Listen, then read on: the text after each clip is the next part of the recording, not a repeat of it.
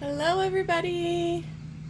Welcome to today's devotion for August 19th. Today's devotion is titled The Power of Christ, and the Bible reading is from Mark chapter 4, verses 35 to 41. And I'm sorry for the added noise in the background.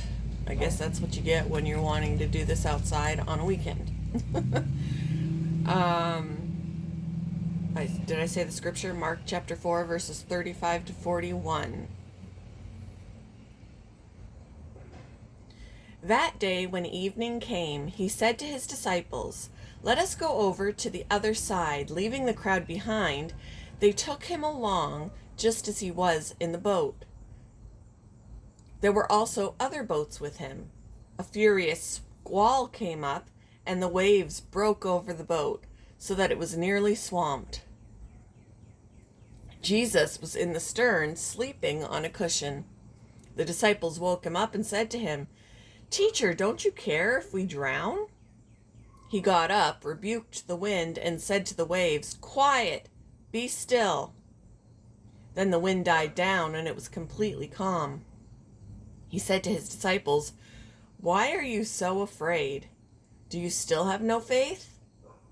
They were terrified and asked each other, "Who is this? Even the wind and the waves obey him."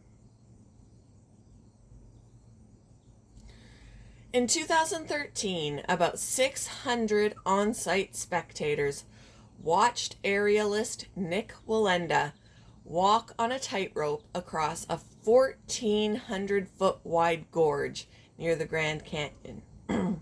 Wallenda stepped onto the 2-inch thick steel cable and thanked Jesus for the view as his head camera pointed toward the valley below.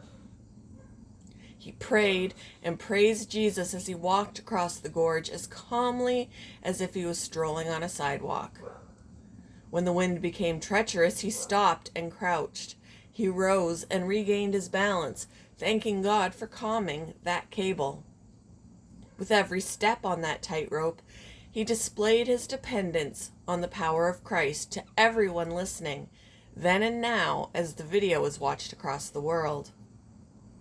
When the winds of a storm caused waves to overtake the disciples on the Sea of Galilee, fear seeped through their pleas for help. After Jesus stilled the squall, they knew he controlled the winds and everything else. Slowly they learned to grow in their trust of him. Their personal experiences could help others recognize Jesus' intimate availability and extraordinary might. As we experience life's storms or walk on the tightropes of trust stretched over the deep valleys of affliction, we can demonstrate confident faith in the power of Christ. God will use our faith walk to inspire others to hope in him. How has witnessing Christ's power in the lives of others strengthened your faith? And how can prayer help you walk with confident faith? Thank you for joining me for today's devotion, and I hope you all have a wonderful day.